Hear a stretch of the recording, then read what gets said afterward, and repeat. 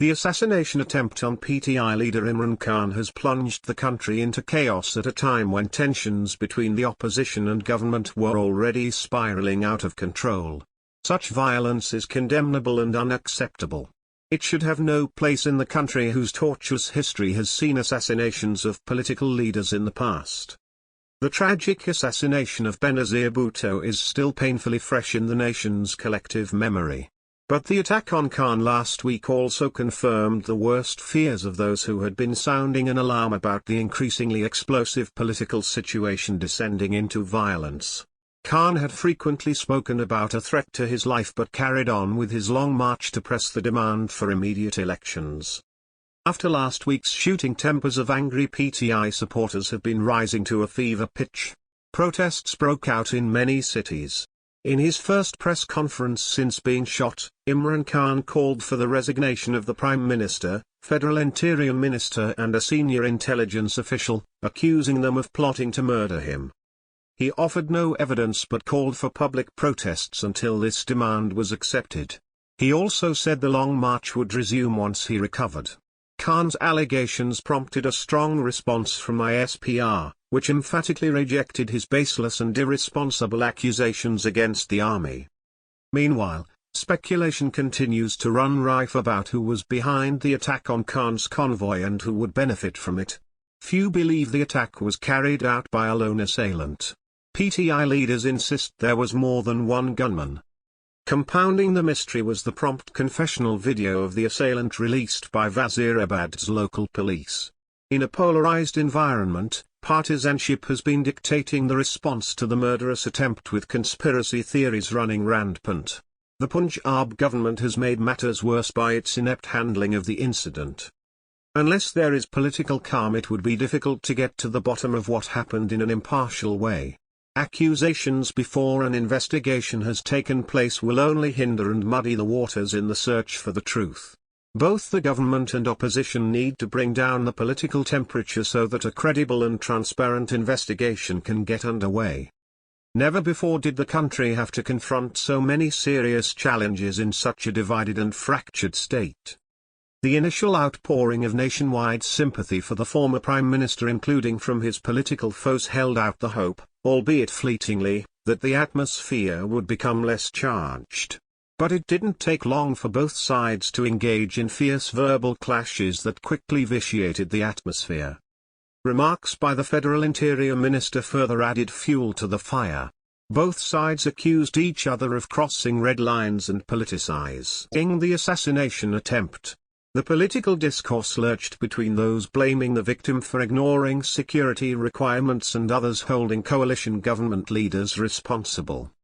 The tragic incident has left the country even more divided.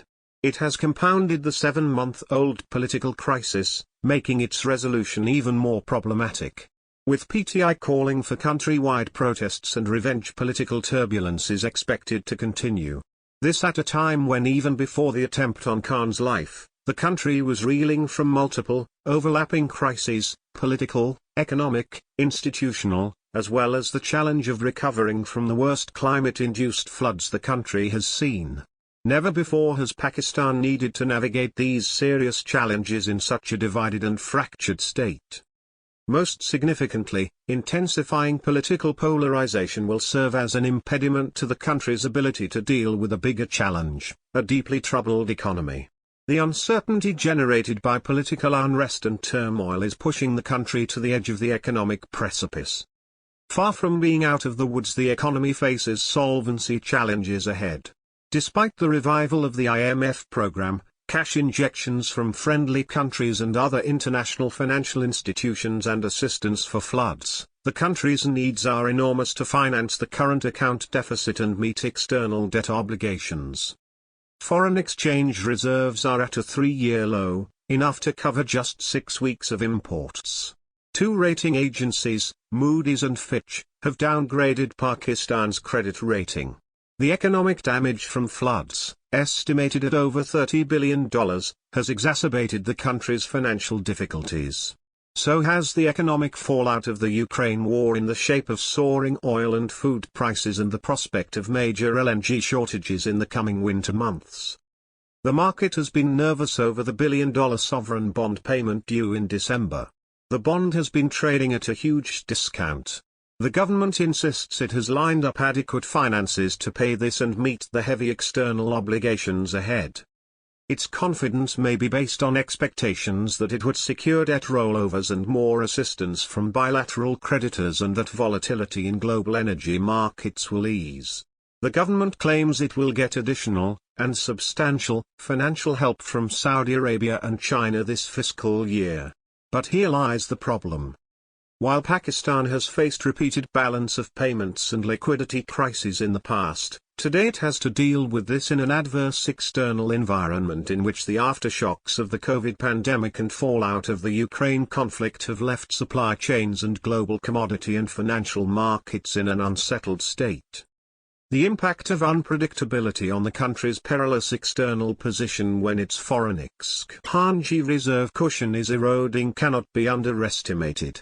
Uncertainty is putting pressure on the exchange rate, with the weak rupee fueling inflation, which continues to be stubbornly high. Moreover, prospects of an economic recovery depend critically on the level of private investment, which is the most important indicator of the country's growth path and sustainable financial stability. But investors remain hesitant due to heightened political uncertainty. Anticipation of more political unrest is dampening investor sentiment and reinforcing their instinct to sit it out. It is also making markets edgy. If current political troubles continue with no end in sight, it will exact an even heavier toll on a struggling economy, increase people's economic hardship and leave the country in a more ungovernable state, regardless of cash help from friendly nations. Living on loans from outside will not fix Pakistan's internal problems. The writer is a former ambassador to the US, UK and UN. Published in Dawn, November 7, 2022.